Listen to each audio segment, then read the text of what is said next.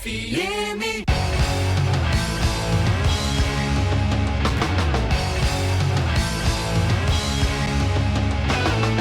Programa Fora da Curva, jornalismo, crítica e diversidade. Olá e bom dia, ouvinte da Rádio Universitária, a nossa rádio pública. Agora são 11 horas e 30 minutos e está no ar o programa Fora da Curva, sua dose diária de jornalismo, crítica e diversidade. Meu nome é Bruno Nogueira, eu sou professor da Universidade Federal de Pernambuco e hoje eu estou acompanhado aqui na bancada por Laudenício Oliveira, que é do Centro de Desenvolvimento Agroecológico Sabiá. Bom dia, Lau. E a pergunta de hoje no Fora da Curva, ela é praticamente retórica, né? Afinal, a história do Brasil ela é marcada por diversas disputas no campo e essas disputas sempre se manifestaram de forma violenta. Um relatório publicado semana retrasada pela Comissão Pastoral da Terra chama atenção para que o número de assassinatos no campo subiu 105% desde 2013. No próprio dia do anúncio, que esse anúncio foi feito, o líder quilombola Nazildo dos Santos de Brito foi encontrado morto por tiros na comunidade de remanescentes de Quilombo Turé 3, no nordeste do Pará. Para conversar com a gente sobre as motivações e consequências dessa realidade, o Fora da Curva recebe hoje Plácido Júnior, que é coordenador estadual da Comissão Pastoral da Terra, e também Graciete Santos, que é coordenadora da Casa da Mulher do Nordeste e integrante da articulação do semiárido brasileiro. Bom dia. E a terra, né, como bem pontuou o jornal Le Monde recentemente, sempre foi eixo de poder no Brasil, né, e isso ganha um sentido especial, principalmente após o golpe político de 2016, que favoreceu muitos da chamada bancada ruralista, que não é chamada apenas de bancada do boi, mas também bancada da bala, né, e talvez tenha aí até uma relação de causa e consequência com esses números inéditos que estão começando a atingir o país esse ano. E aí, gente, bom dia mais uma vez. Afinal, por que a nossa história no campo ela é marcada por tanta violência? O que é que está em disputa nesses conflitos? Sim, falar na violência no campo, a gente precisa fazer uma análise histórica, né, das bases dessas desigualdades, né? O Brasil é marcado, acho que uma questão principal como base dessa sustentação, digamos assim, seria a colonização, né? A colonização brasileira, que é marcada por um modelo escravocrata, né? Que de extermínio dessa população, né? Não só da população que aqui chegou escravizada, né? Mas de um modelo de concentração de terras, né? A terra como um elemento, como um valor de troca, como uma mercadoria, né? Então, acho que se a gente for pensar na história do Brasil, a história é marcada por essa, digamos, por essa base colonizadora, escravocrata, né, de exploração e de concentração de terras. E aí todo um percurso aí que a gente vai observar, né, de escravização desse povo que aqui chega, da população negra, e de extermínio das populações indígenas, né? Então, acho que essa é uma questão que é marcada também por um modelo econômico, né, de base capitalista, que tem a terra como um instrumento mesmo de uso e de troca e de mercadoria, de exploração dessa população, né, porque aí eu acho que a gente vai observar no Brasil toda uma relação de exploração dessa população, né? Até mesmo quando a escravatura, digamos assim, simbolicamente ela termina, né? Mas há todo um movimento também de se permanecer nesse modelo, né? Dos grandes latifúndios, das grandes propriedades, né? E de trazer também todo um movimento do Estado de privatização dessa terra, né? E de trazer, digamos assim, esse direito do Estado, né? Nessa relação de privatização, e de fazer todo um mecanismo aí de manutenção desse modelo, né? Aí toda uma concentração aí, seja mais para o sul, para São Paulo, da produção de café e os imigrantes. Então, enfim, a história é marcada por isso, né? A gente hoje chega e a gente vai vendo e fazendo essa releitura da história, que isso se reproduz, esse modelo se mantém, né? e as consequências são maiores, mesmo com o marco da Constituinte, aí, da Constituição de 88, né, que traz toda uma discussão da reforma agrária, mas que, na verdade, no concreto, essa base, né, que ela é cultural, mas ela é social, ela é econômica também. E aí, mais um elemento para a gente trazer para a nossa conversa hoje é que essas desigualdades, né, do ponto de vista econômico e histórico, ela também vai trazer outras dimensões das desigualdades, que são, por exemplo, as relações de gênero, né? Se a gente for fazer esse olhar aqui nesse tema que a gente está falando da violência no campo, a gente vai ver também que esse modelo capitalista, ele também vai, né, trazer diferentes formas de dimensão de violência, por exemplo, para as mulheres no campo, né? E aí a gente pode, na continuação do nosso debate, também ver que isso também está marcado por uma cultura, né? Uma cultura que se articula a esse modelo capitalista, que é a cultura patriarcal, né? Que toma, digamos assim, essa ideia, né, de que existe uma superioridade masculina, né? E isso vai ter consequências gravíssimas do ponto de vista da cidadania dessas mulheres rurais, né? Então, toda uma luta aí das mulheres rurais de se constituírem como uma cidadã, sujeito de direito. E aí isso a gente vai ver também na luta pela terra, né? Porque se ela não é reconhecida como beneficiária ou como portadora de direitos, então ela não é trabalhadora rural, não é produtora, então eu não tenho acesso à terra. Então, toda uma luta que a gente vai resgatar isso também no movimento organizado das mulheres rurais, pela titulação conjunta. Então, enfim, todas essas questões, né, dessas dimensões sociais, elas precisam também se ver a partir desses diferentes sujeitos e dimensões. Plácido, o relatório que a CPT lançou, né, de conflitos no campo, deu um aumento vertiginoso no conflito, nas mortes que estão sendo, dos companheiros que estão sendo executados, né, no meio rural. O agronegócio está com licença para matar agora no Brasil? Essa é uma boa pergunta. E que tudo leva a crer que eles estão tem sinal verde para se matar no país, se matar no Brasil, matar camponeses e camponesas, indígenas, quilombolas, pescadores artesanais, pescadoras, né? Mas o que está ocorrendo com esse aumento dos assassinatos no campo e com o aumento dos conflitos no campo tem a ver com o que a Gracete falou há pouco tempo. Então, para entender esse aumento da violência, a gente tem como também entender que no nosso processo de colonização se conjugou fatores internacionais, não é? De todo um processo de colonização que vem de fora para dentro do país, aos interesses das grandes metrópoles, do grande capital na época. De expansão, né? De mercados, com também o processo de apropriação do território que aqui se encontrava, né? Do que hoje se chama Brasil, mas que tinha os povos originários. Então, todo esse caldo de processo de colonização trouxe elementos que até hoje se perpetuam. Como o genocídio do povo indígena não foi de 1500, acontece ainda hoje, genocídio do povo indígena. A escravidão continua ainda hoje no Brasil, não é coisa do século, né, passado, retrasado. Ainda hoje acontece.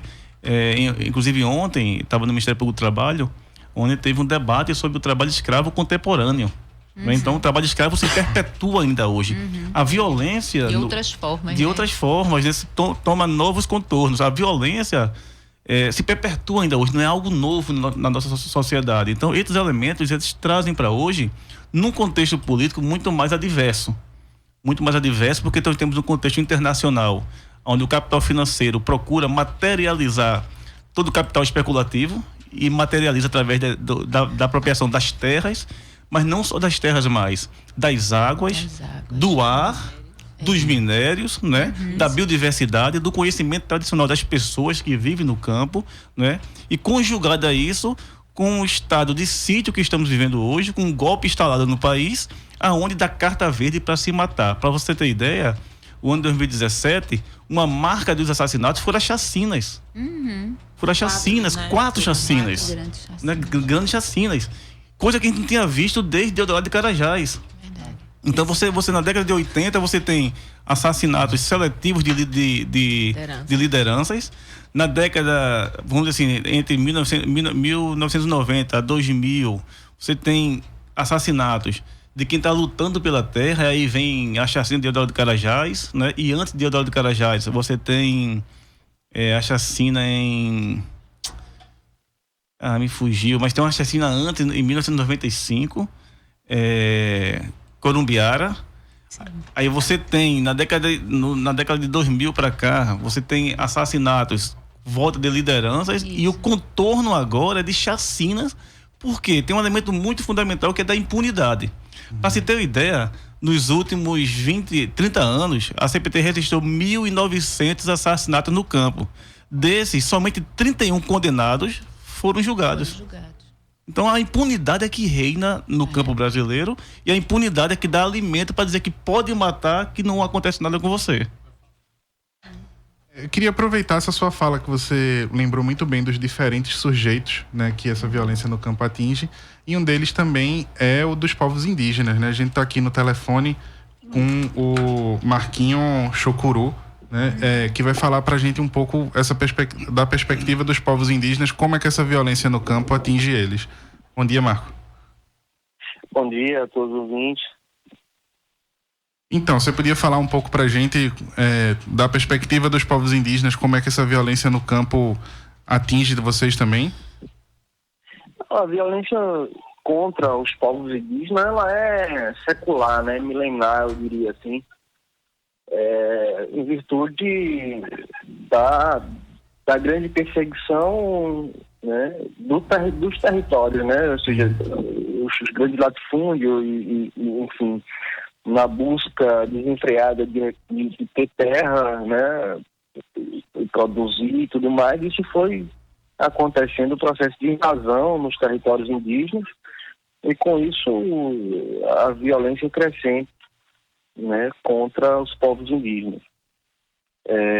Em Pernambuco, na região Nordeste, principalmente, onde se deu todo o início, né, da invasão colonial contra os povos indígenas, essa violência ela é bem maior. Então a gente tem aí relatos de povos que foram extintos, né, diante dessa grande violência contra os povos indígenas.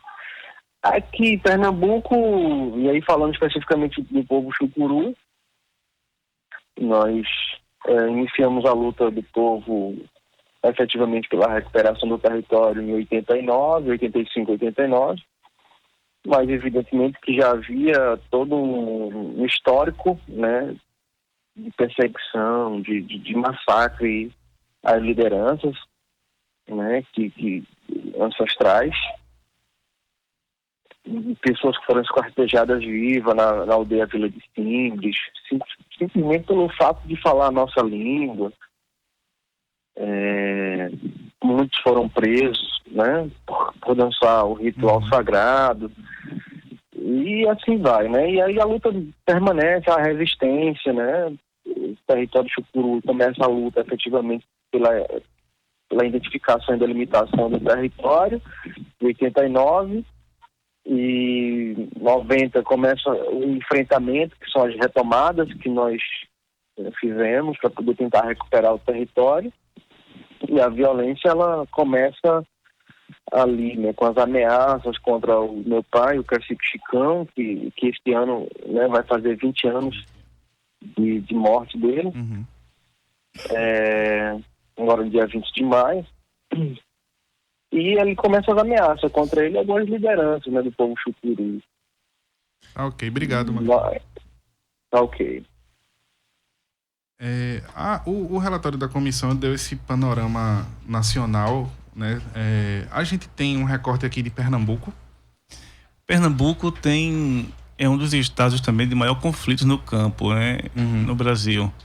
Mas tem perdido, ainda bem, esse ranking, né, nos últimos anos, porque tem ocorrido muitos conflitos, tem aumentado no Pará, em Tocantins, no Maranhão, no Mato Grosso, em Rondônia, que quando você observa bem, essas regiões, esses estados de maior conflitos, é justamente os estados onde a fronteira agrícola está avançando. Exatamente. E onde o agronegócio e o interesse internacional pelas riquezas que existem nessa região, recursos. é do interesse internacional ter acesso a essas terras. Exatamente. Hidrelétricas, mineradoras, isso também vão se conformando uma outra configuração de conflitos. Porque, veja bem, se há 10 anos atrás, pelo menos, ou 20 anos atrás, os conflitos eram muito mais presentes, muito mais fortes, que tinham o maior protagonista com os sem terra, das ocupações da terra, isso indicava que os povos do campo estavam no protagonismo da luta pela reforma agrária. Hoje em dia, com o avanço do grande capital internacional, é o contrário, o capital está avançando sobre os territórios dos povos tradicionais. E aí o Marquinho Chucuru falou muito bem, a disputa territorial é muito forte no país hoje e está se dando pelo capital internacional, mas também pelo latifúndio, né? É uma associação do latifúndio velho, arcaico, atrasado, com as formas novas de se produzir commodities, né? E isso é uma coisa muito interessante. E quem é que tem atingido diretamente? São as populações tradicionais.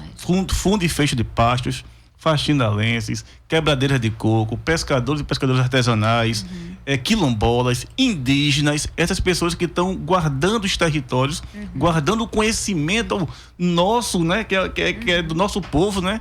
Nosso povo, a nossa riqueza, a nossa biodiversidade. Esse povo está sendo expulso dos seus territórios para poder o capital internacional materializar o capital especulativo. E aí Marquinho Chucuru traz a experiência dos índios, que os índios estão na dianteira dessa luta, estão se matando muitos índios ainda hoje. Da forma que esquartejaram lutadores Chucuru na década de 80, o ano passado foi com o povo Gamela no Maranhão, né? O povo Gamela cortaram as mãos dos índios lá. Então é a mesma prática num contexto diferente, mas a prática permanece a mesma de violência contra os povos. Margarete, você tá... Margarete, ó. Graciete, desculpa. Você estava falando também dessa violência, que ela tem um contexto também de gênero. Né? Inclusive, as mulheres têm um sofrimento grande, até pela questão até de acessos, inclusive, a certas políticas que as mulheres não têm. Até um tempo atrás, as mulheres não tinham direito a registrar a terra em seu nome. Né? O INCRA não dava direito de que fosse a terra pertencente às mulheres. Tinha que sair em nome do homem, do dono da casa, que eles diziam dono da casa, né? O chefe. Do chefe, né? Chefe da família. Como essa violência também tem se mostrado na atualidade com essas mulheres, com as mulheres do campo? A violência contra a mulher, ela é estruturante, né? Então a gente tem que pensar ela não como uma coisa específica apenas das mulheres, mas como uma questão mesmo social, como uma questão política, né? Como uma questão cultural também, né? De tudo que eu falava anteriormente, esse modelo, né? Esses valores patriarcais, eles vão sendo enraizados na cultura, né? Nas relações sociais, nas instituições, no Estado, nas organizações, nos movimentos e, sobretudo, na família. Então, essa concepção, se a gente for fazer um olhar para a situação das mulheres rurais, ela tem uma gravidade maior, né? A violência contra a mulher, ela acontece nas cidades e no campo. No campo, ela tem sua especificidade porque todo aquilo que eu falava, né? Dessa trajetória histórica do reconhecimento das mulheres rurais enquanto trabalhadoras, né, enquanto cidadãs e portadoras de direitos, ela acontece mais tardiamente, né? Ela tem uma visão e foi uma luta grande, por exemplo, pelo próprio censo, né, pelas organizações institucionais, seja o Estado ou das organizações de até compreender que o trabalho que as mulheres, as agricultoras desenvolviam era trabalho, né? Elas eram concebidas como ajudantes. Então, isso vai criando uma condição desfavorável, né? Então, por exemplo, a terra é um elemento fundamental para a produção, né?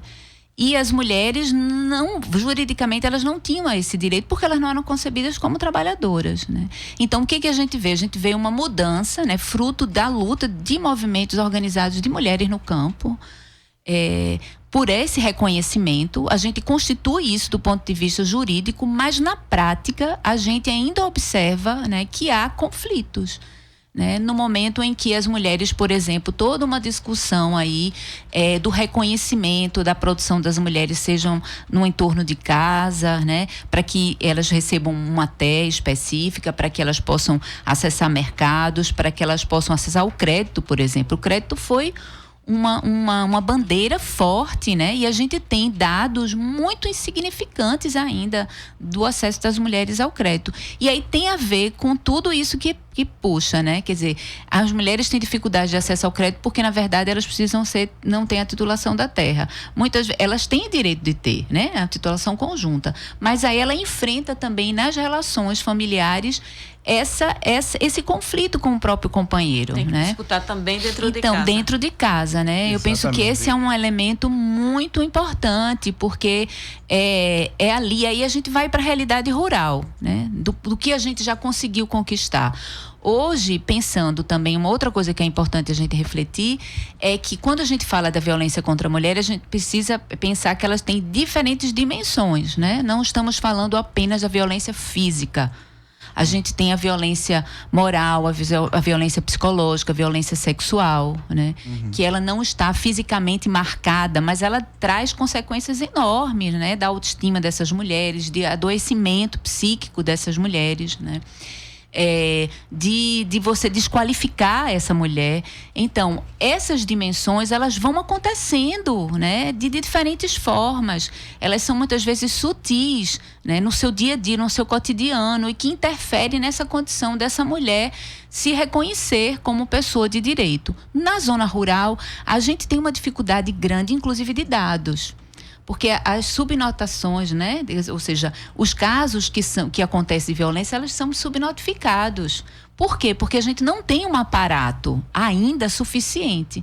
Embora hoje a gente consiga ter, né, do ponto de vista da política nacional, né, em momentos anteriores, porque isso é bom, o Plácido coloca aqui essa atual conjuntura, a gente olhar todo esse conjunto de direitos, né, que a gente está falando ao mesmo tempo que a gente tem conflitos, a gente tem uma luta também por direitos desse conjunto de sujeitos aí do campo, mas a gente também está vivendo um momento de ameaças, né, porque do ponto de vista da violência, por exemplo, a gente tem toda uma discussão, um plano nacional, inclusive para as mulheres, contra a violência de mulheres no campo, toda uma construção de uma rede de apoio, né, para as mulheres, ou seja, de casas-abrigos, de delegacias especiais, né, de ouvidorias, de um programa de formação, de prevenção. A gente tem a Lei Maria da Penha, que ela está relativa à violência familiar, né, mas, de toda maneira, nós temos um aparato de instrumentos e de uma concepção de uma política que, no campo, ela é insuficiente, né? Porque se a gente for olhar para Pernambuco, a gente tem 10 delegacias de mulheres especializadas, né? As mulheres vivem em sítios, né? O isolamento é uma questão, né? A questão geográfica porque daqui que você faça uma notificação, um BO, né? A cultura patriarcal é muito forte. Então, se você me permite, Graciete, veja bem, as mulheres, todo esse quadro, né, a titularização para poder ser do casal levou um processo de luta muito grande. Muito grande, muito processo de humilhação por parte das mulheres. Isso. Do INCRA não reconhecer, muitas vezes o marido não reconhecia também a mulher como portadora de direitos. Agora você imagina isso também para a vida dos filhos desse casal. A juventude. Isso. Você, quando fala da juventude, fala de filho de assentado, filho de camponês, como se o jovem, a jovem, não fosse também camponês e camponesa. Né? É sempre, né? Imagina o que é que esse jovem, essa jovem também passa, né? De preconceito, de toda uma violação sofrida nesse contexto que você coloca. E essa cultura patriarcal, ela também vai atingir os jovens, né? Isso é intencional, porque se o jovem, a jovem não se sentem camponês, camponesa, se a mulher não se sente portador de direito de um título, para que permanecer na terra? É uma forma de expulsão do campo também, que a gente não observa muito bem. É uma forma de expulsar a família do campo. É quando você desagrega toda a família. E a gente sabe que no campo a família não é desagregada, é completamente. A unidade camponesa é a unidade familiar. Se essa unidade está desagregada, não faz sentido ter povo na terra. Eu acho interessante para você colocar isso, para a gente, inclusive, dar o devido peso a essa discussão da violência, né? Daquilo que eu falava, não é uma questão particular das mulheres, né? Nem das feministas, nem do movimento. Ela é uma questão social, porque essa desagregação, quer dizer, uma violência contra as mulheres dentro dessa unidade familiar, ela vai desagregar e ela vai trazer trazer questões, né, fundamentais aí do processo de produção, da organização da produção, da vida, da reprodução social, porque as mulheres têm um papel fundamental nisso, inclusive do seu enraizamento nos territórios. Se a gente for olhar nos momentos de conflitos, nos momentos das crises econômicas, né, são as mulheres que ficam lá, né, nas suas famílias, nas suas terras, mantendo, né, esse núcleo. Então, é muito importante a gente ter esse olhar da violência, da importância que é preciso ser dada e das consequências que ela tem para a sociedade. Eu queria só lembrar você que está escutando o nosso programa que é possível mandar perguntas aqui para os nossos convidados, fazer comentários também na nossa página no Facebook. O endereço é www.facebook.com/programa Fora da Curva. Lá também é possível acompanhar a transmissão em vídeo, ao vivo aqui do estúdio. Então, repetindo, o endereço é www.facebook.com/programa Fora da Curva. Tá tão ótima as respostas de vocês que dá até pena de perguntar. Deixar só vocês conversando. Mas ontem chegou uma notícia de uma reintegração de posse que foi suspensa pela Justiça Federal, né, lá na Bahia. Depois que 170 índios foram expulsos da comunidade Cariri-Chocó, descobriu uma fraude na documentação apresentada. Esse tipo de situação, ela é comum, né, já que a gente está falando de outras violências também, né? Além das comunidades indígenas, outros trabalhadores de campo também se prejudicam muito por essa falta de amparo legal? É muito comum porque o professor Ariovaldo Belino é quem tem o maior estudioso, eu acho, na atualidade, sobre a questão fundiária e sobre o título de terra no Brasil. Nos estudos dele, ele tem demonstrado que mais de 30% da terra brasileira é sob fraude. É sobre fraude. Isso dados do INCRA. Se você pegar os dados do IBGE, o IBGE começa a separar o que é terra, o que é área urbana, o que é área rural. Na área rural, área de preservação, território indígena, quilombola, assentamento, tudo. Ele vai a conta não fecha. No final fica faltando 280 milhões de hectares de terra que o IBGE chama de outros. Quem são esses outros? Esses outros são terras devolutas, né, e terras da União. Só que essas terras devolutas e terras da União, ela tá sendo ocupada. Ou está sendo ocupada por povos tradicionais, ou está sendo ocupada pelo agronegócio de forma irregular. Não é? É uma prática. No campo se converge práticas antigas com práticas atuais. Né? O grilo, por exemplo, era uma prática atual de você tentar regularizar uma apropriação indevida de uma propriedade rural da terra. Você pegava um documento produzido no cartório, colocava na gaveta, botava um grilo dentro, literalmente, para o grilo comer parte daquele documento, e aí você, depois de alguns dias, tirava o documento da gaveta. E não tinha mais nada. É por isso que veio grilagem de terra. A grilagem de terra. Não sabia. É porque você fazia isso, e tirava aquele documento todo envelhecido e comido pelo grilo, só que datado de tempos antigos, mentira, foi feito há pouco tempo, né? Para dizer que aquela terra pertencia àquele proprietário há mais de 100, 200 anos. Essa é a origem da grilagem de terra. E, infelizmente, tem a conivência do poder público. O INCRA sabe a quantidade de terra devolutas que tem em Pernambuco, por exemplo. O INCRA sabe a quantidade de terras improdutivas que tem. É tão perverso o Estado brasileiro e tão antipopular que tem lá nos dados no cadastro do INCRA, tem pequena propriedade produtiva, tem toda a classificação. Quando chega na grande propriedade, que deveria ser improdutiva, fica grande propriedade, ele bota 3 asterísticos. Eles não dão nome, mas por que não fazem isso? Porque se o INCRA identifica pra gente que as terras são improdutivas, ele tem dever legal. Troca, né? Ele tem dever legal de executar a reforma agrária, tem dever legal. E o INCRA sabe a quantidade de terra que tem no Brasil todo. O professor Ariovaldo fala que é em torno de 450 milhões de hectares de terra entre devolutas da União, porque tem uma diferença que é do Estado Pernambuco, marinha, ou da União, terreno de marinha, que é terreno da União, né? E terras improdutivas. Ou seja, não se garante terra para o povo brasileiro porque não tem vontade política de se fazer. E por que não tem vontade política? Porque terra no Brasil é sinônimo de poder.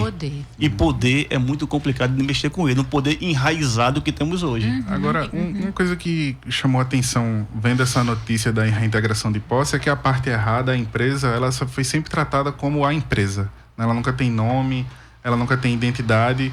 E aí eu até prestei atenção também que esse relatório apresentado recentemente pela comissão, ele saiu muito pouco nos jornais, né? E repercutiu muito pouco nos jornais.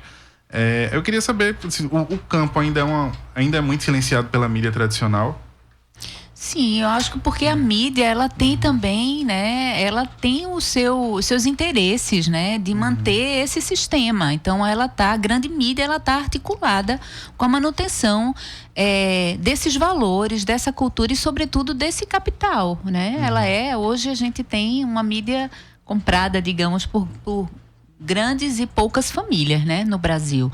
Então, não é à toa, a gente hoje vive um golpe, né, e ele foi, sem dúvida nenhuma, sustentado por essa grande mídia. E eu acho que no campo, acho que isso é mais grave ainda, né, porque a gente tem, na minha vivência, né, muito mais dificuldade de acesso a isso, né, de ter mecanismos locais, né, nos territórios, de rádios públicas, digamos assim, de uma população que tenha uma articulação, embora a gente tenha também, né, um histórico grande de organização, de auto-organização de movimentos, mas a capacidade, né, digamos assim, de articular essa grande mídia é muito menor. Por outro lado, eu acho que a gente tem também, porque eu acho que é muito importante, e eu acho que estarmos aqui significa isso também, a gente olhar as dificuldades e os conflitos, mas também como é que a gente vem constituindo resistências, né? Então, eu acho que os movimentos, a exemplo, por exemplo, eu integro a articulação do semiárido, né, brasileira, ASA Pernambuco aqui, a gente tem digamos, um investimento e uma compreensão que a comunicação, e essa comunicação popular, ela é fundamental para a gente construir novas narrativas, né, para a gente fazer esse contraponto, para ser um instrumento e uma ferramenta também de trazer outros elementos para uma reflexão mais crítica da realidade, né? Então, eu acho que essa é também, digamos, a gente traz essa experiência e esse movimento, né? Lau pode muito bem, né, falar do quanto Como é difícil, né? Como é difícil e como é extremamente importante, né? E sobretudo no momento agora que a gente está vivendo. É porque, assim, invisibilizar processos e pessoas e grupos é parte de estratégia de dominação. Exato. É parte de estratégia. Enquanto não se torna visível, público, da dimensão pública que deve dar, das diversos processos de convivência com o semiárido, se noticia todos os dias a transposição do Rio São Francisco, a Transnordestina. Coisas boas, né? Ainda bota como coisas extremamente positivas. E o que o povo está construindo no seu dia a dia, que garanta a permanência desse povo no campo, não se torna visível. Por quê? Porque a grande mídia tem lado. A grande mídia faz parte da BAG. Estou falando da grande mídia, a Rede Globo, por exemplo, faz parte da BAG, que é a Associação Brasileira do Agronegócio. Será que o agronegócio vai divulgar lutas e processos, né, dos povos?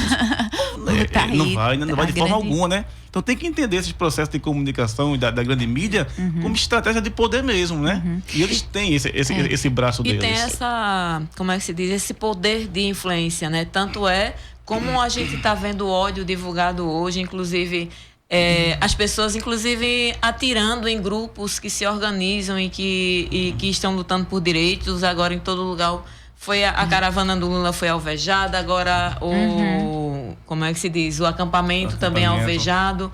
Então, de repente, a mídia contribui para essa disseminação de ódio, inclusive muito grande contra os trabalhadores rurais, porque toda a história tá ocupando terra que não é dele, que tá indo para lugar que não é dele. Por isso que também a polícia vai lá e também ajuda a matar, marginalizando, marginaliza todo o movimento que hoje tenta resistir para ter direitos garantidos, ter direito de morar, ter direito de produzir, ter direito de comer, ter direito de estudar, que é uma coisa que a sociedade burguesa tem, mas não quer que isso seja expandido para os outros grupos sociais. Exatamente, vai criando uma legitimidade, um senso comum, né? Uma legitimidade no senso comum da ação policial, por exemplo, da ação dos capangas, né?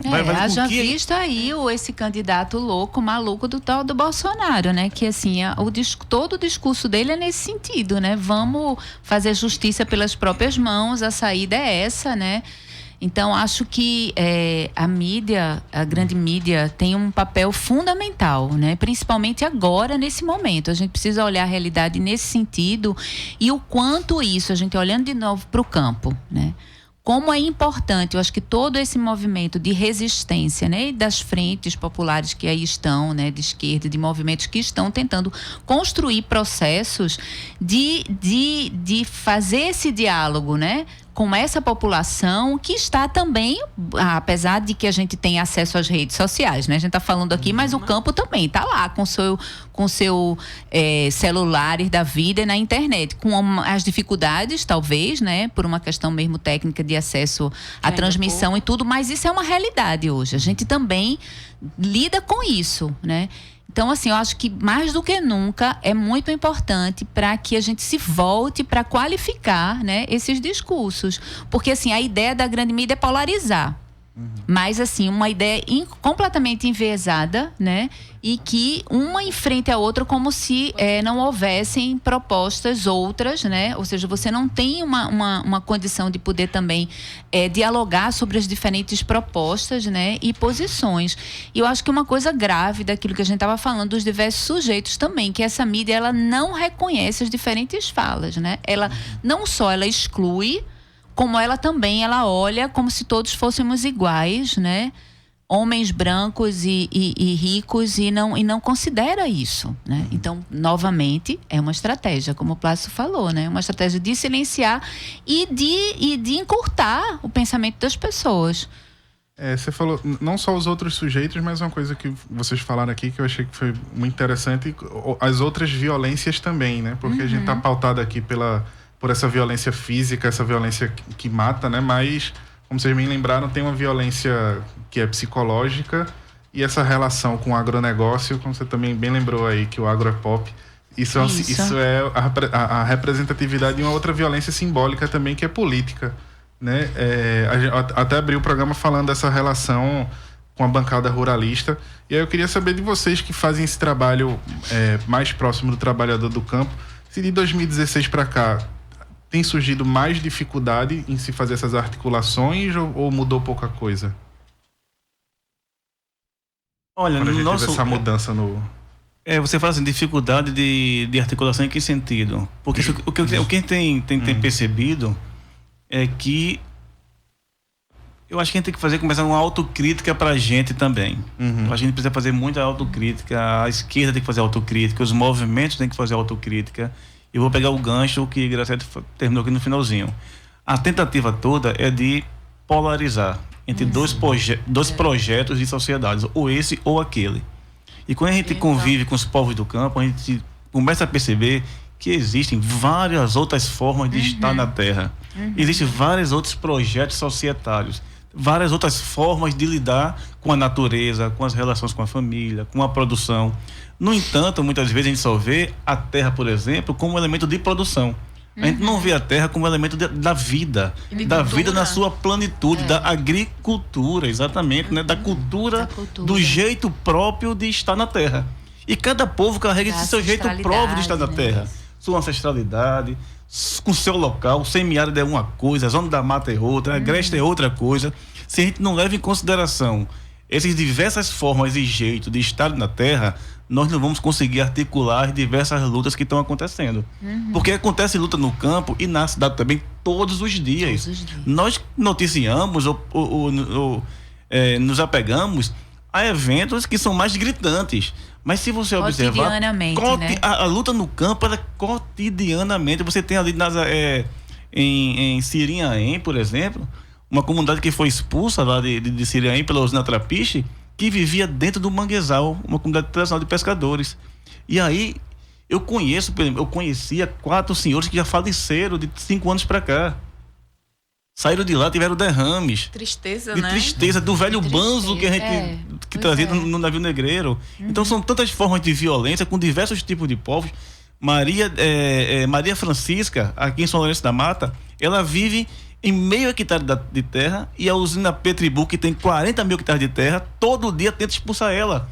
Bota fogo na cana e o fogo pega na lavoura dela. Não tem forma mais... A CELP foi botar energia na casa dela, os seguranças da usina Petribu proibiu de botar energia na casa dela. E o sonho dela é ter um raidinho ligado na tomada para escutar o programa dela. Então, quem sabe a rádio universitária fora da curva. Mas para dizer que existe tanto tipo de violência acontecendo cotidianamente que a gente precisa estar observando essas diversas formas de vida, diversas formas de estar na terra, diversas narrativas também sobre a terra, sobre o território, porque só assim a gente vai conseguir, nesse bojo todo, criar projetos societários, não ficar nessa dicotomia entre esquerda e direita só, e a gente não conseguir fazer algo de mais concreto, é fazer que a gente viva feliz, como deve ser todo mundo. Gente, infelizmente o nosso tempo encerrou, né? Eu queria lembrar quem está nos ouvindo que o programa de hoje ele tem reprise às 21 horas aqui na Rádio Universitária e ele segue disponível também em nosso canal no YouTube, onde você pode assistir tudo que a gente já apresentou aqui no Fora da Curva, né? Queria agradecer a presença e a participação da Graciete e do Plácido. Obrigado mais uma vez. Obrigado, também nós agradecemos. O programa de hoje ele contou com Débora Oliveira e Chainan França nas redes sociais. Teve produção de Ed Rodrigues, roteiro e locução minha, Bruno Nogueira, com participação especial hoje aqui na bancada de Lau, do Centro Sabiá. Os trabalhos técnicos são de Chico Rocha, né? O Fora da Curva ele volta segunda-feira, né? E até lá, um bom fim de semana para todos e para todas.